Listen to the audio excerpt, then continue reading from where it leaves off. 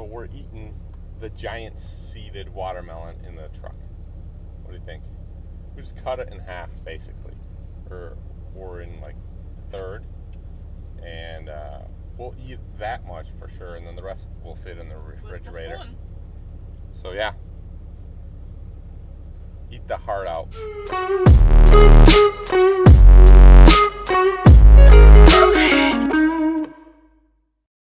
All right, hi everybody. This will be a video about how to start a car hauling business with nothing, zero. This is like if you just start with just a trailer, one car trailer, and a pickup, whatever you could get your hands on, a winch. So I dedicate this video to Mook. He's got that Ford with a one car trailer. I'm not sure how much experience you got. Let's say you have zero experience. Let's say you just like cars. You understand a little bit about cars, but you have zero experience tying down a car and towing it around, but you're willing to learn, and a great thing for you to do, and something that I regret not sticking to is not sticking to year after year after year. You know, I think for 2 years or 2 years we did the junk cars, and I wish I would have stuck to it and did it longer, because about when I got into enclosed, like this was my 5th year in, or 4th, I broke down on the road in Kenosha, Wisconsin. You could look him up, Diesel Tow Service, Chris Diesel, if you're ever in Kenosha, Wisconsin. Look him up online. He's got a big rig wrecker. So my clutch broke down there, and this guy helped me out, Chris Diesel Tow Service in Kenosha, Wisconsin. And he helped me out just because he liked me. He wanted I repaired my truck at his shop. You know, this is later when I became like a 2-car open hauler. So what he does for his day job is just tow junk cars. Take junk cars to the scrap yard, and he makes like $250,000 a year. This was back in 2010. So about 10 years ago. So I was like, wow, I wish I would have stuck with junk cars. I didn't realize that you could have so much of them, even in a small town of Kenosha, Wisconsin, like Chris Diesel. And he bought 2 houses.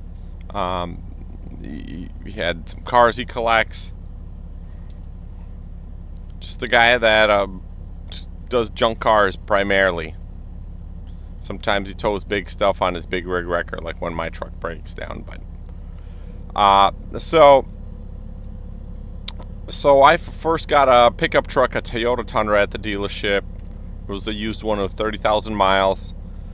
I just went to the dealership and wanted to see if my credit could handle anything, and they said, yeah, you could do $400. I knew I could do like a $300 monthly payment, and then the truck I wanted with the credit I had was going to be like $420 or $415 a monthly payment. And I said, yeah, I'll do it. I'll figure it out. And with my mom's credit card, I bought a tilt trailer. No, I bought it for cash, $2,500, a 18-foot trailer with ramps. But then 6 months later, I bought a tilt trailer with my mom's credit card for $3,200 or whatever it was, an 18-foot H&H tilt trailer, and put a winch on it. And so with that Tundra, I think between my brother and my brother ended up helping me out. We hauled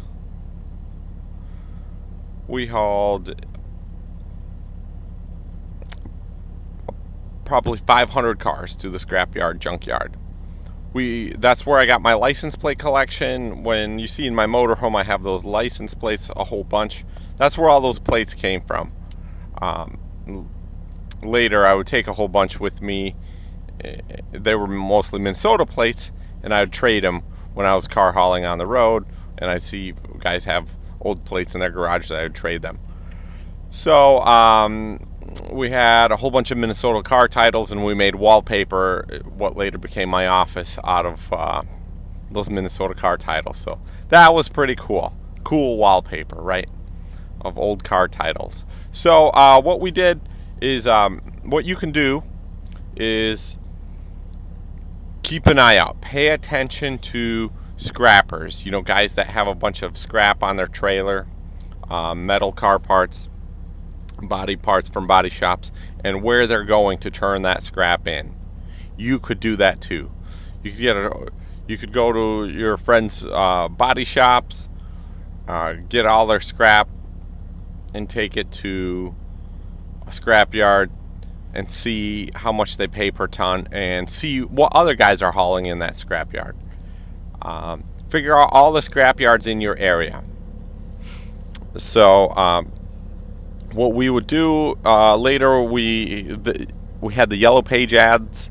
It was in the days of the Yellow Book. Now they don't have Yellow Book, really. I think they do in some small towns, but anyways, we had a Yellow Book ad that said $50 paid cash for a junk car, no title, no key, no problem. And we had that on business cards, and we put it on every bulletin board we could find. And I even printed out flyers and posted them on those telephone poles. But some cities, some people called us. They were unhappy that we posted flyers like that. But some places didn't care, and people would call us. A lot of stupid people out there. A lot of stupid people that had a car with a small damage, like it needed an alternator. They just didn't want to look at the car anymore. They'd call you, and they say, hey, we got a broken car that doesn't run. Would you give us $50 for it? We need to get it out of here tonight. It's been sitting for 2 months. I don't know. We're moving. We don't want to deal with the car. You know, you come, you give them $50. You winch it up on your trailer. Get a winch from Harbor Freight or Northern Tools store, and there you go.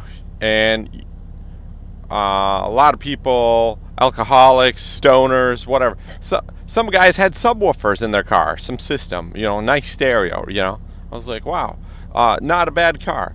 A couple of these cars we would fix up and resell to our friends, and ended up giving them poor people that we knew or people that needed a car.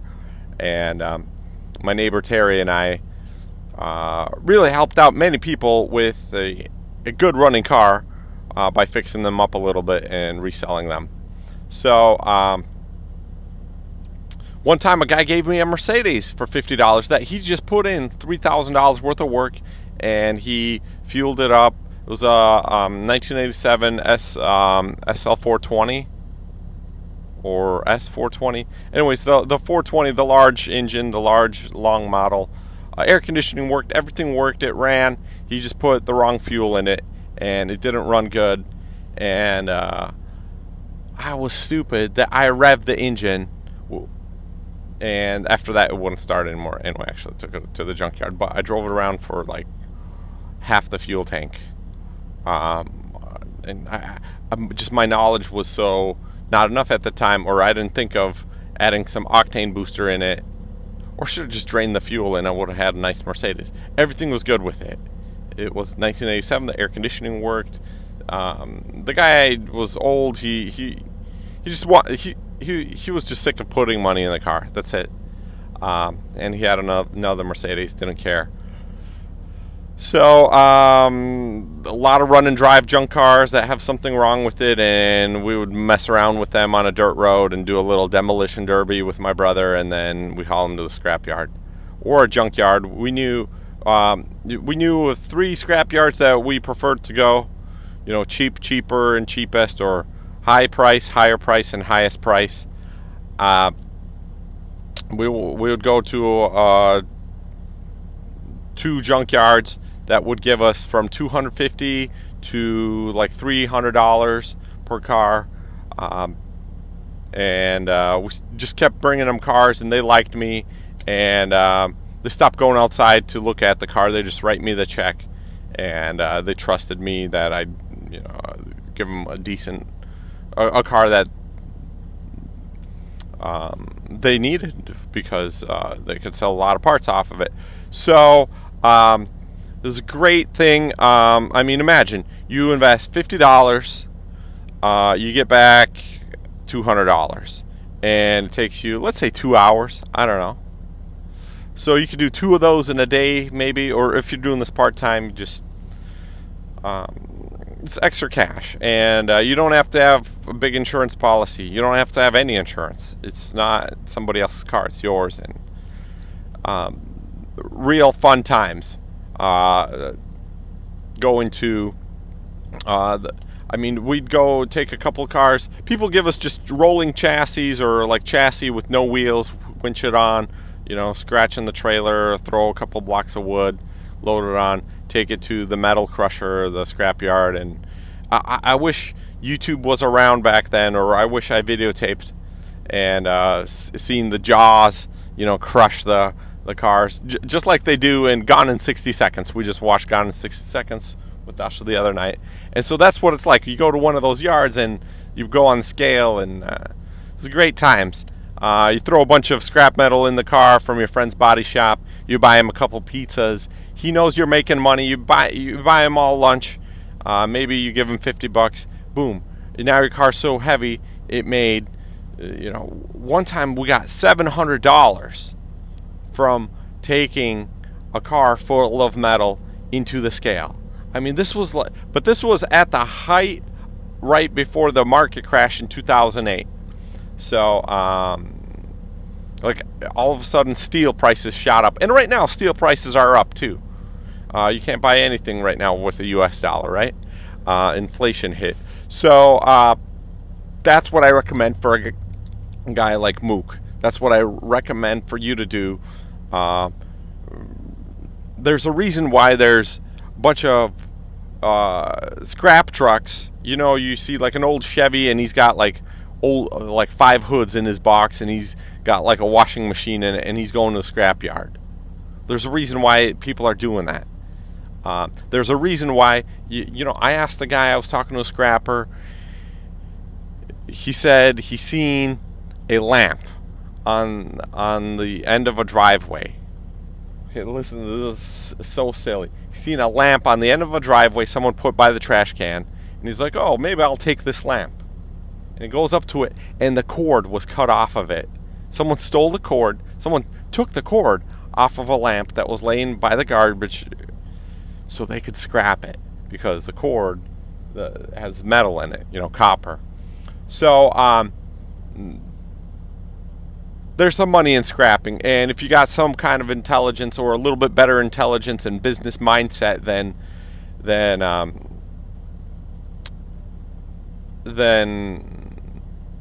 the typical scrapper that's out there, you can make a few bucks, buddy. You can make a few bucks. You can put yourself through college or whatever, get you to your next paycheck.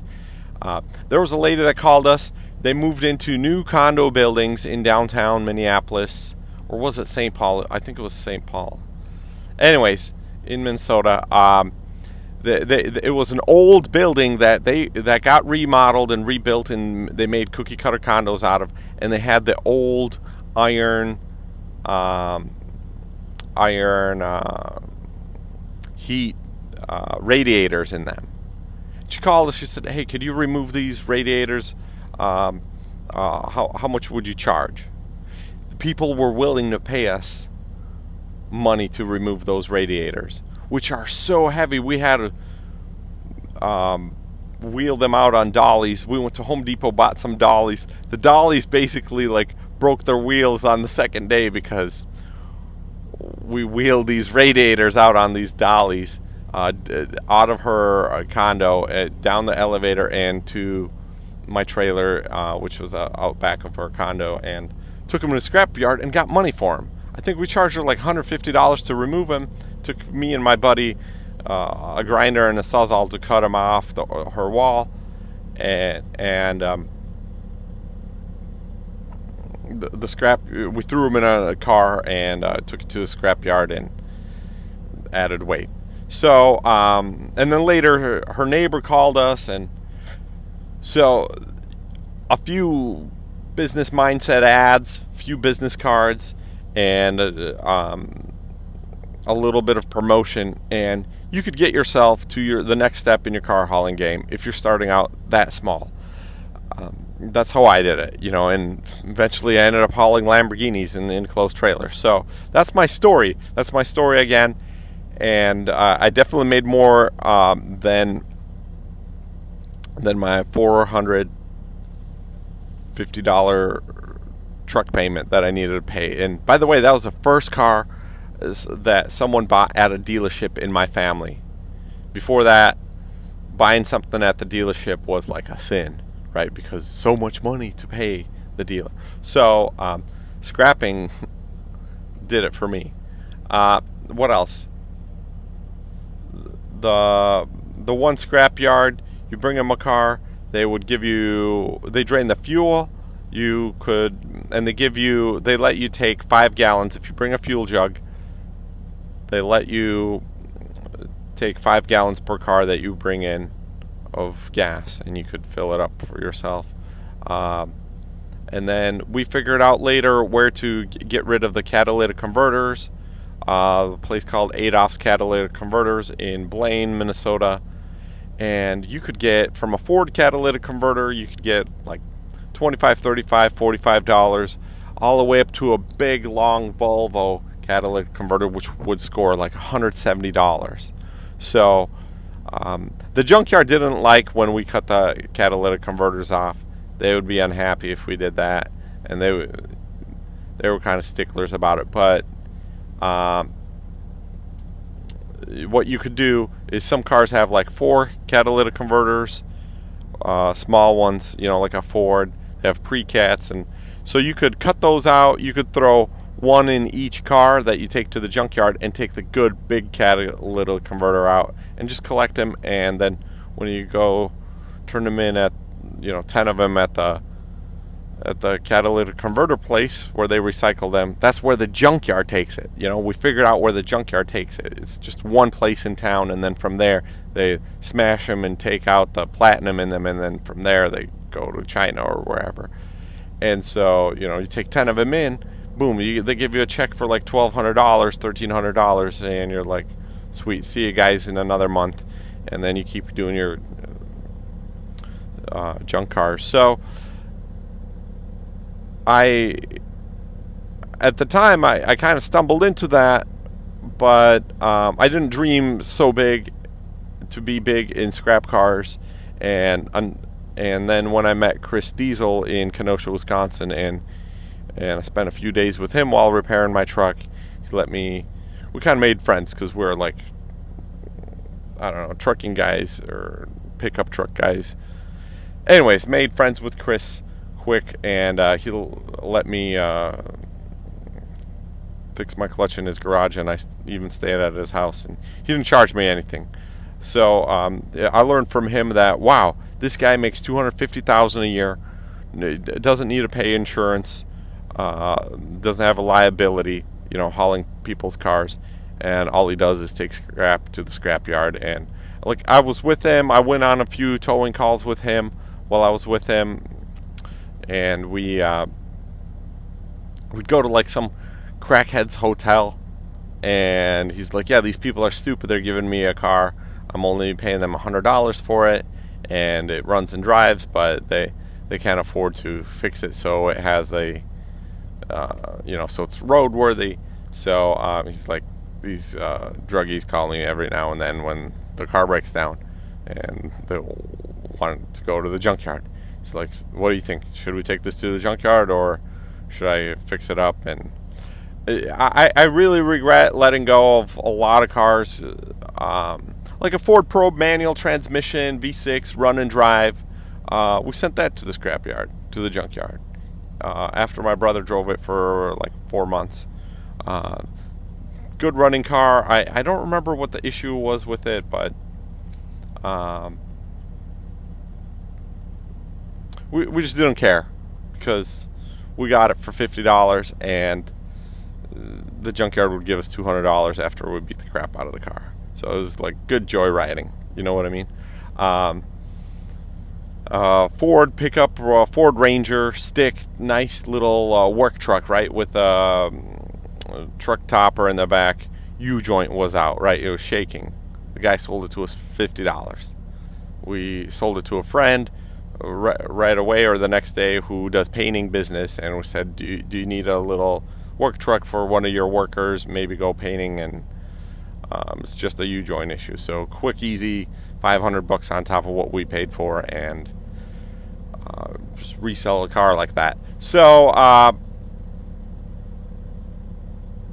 that's my story, and maybe you could do something like that in your city and benefit yourself. Let me know if this helps you. Let me know what kind of scrap cars you get.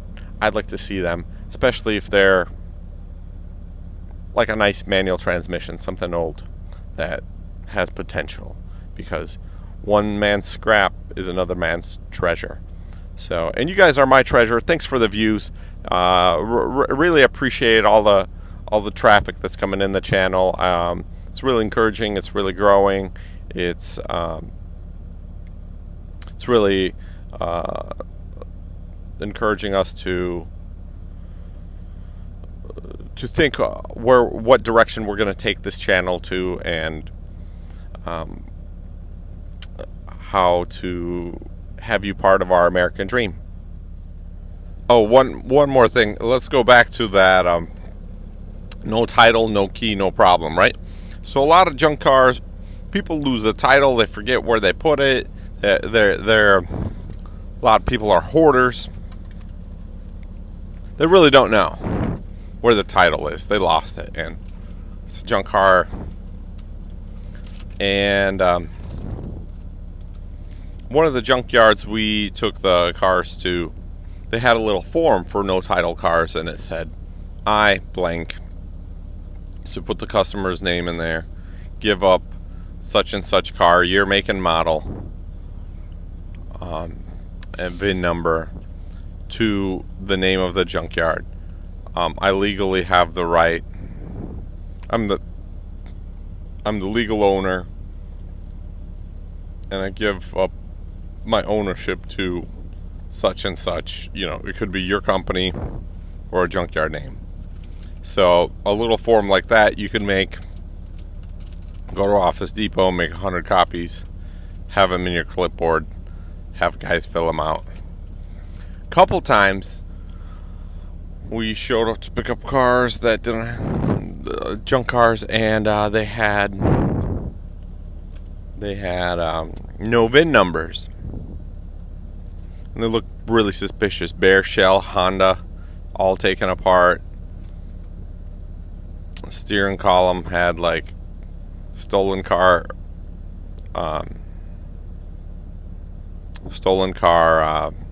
signs, holes drilled through where the VIN number should be. Oh, and the form also included like their driver license number, right? So information in case things go back on you.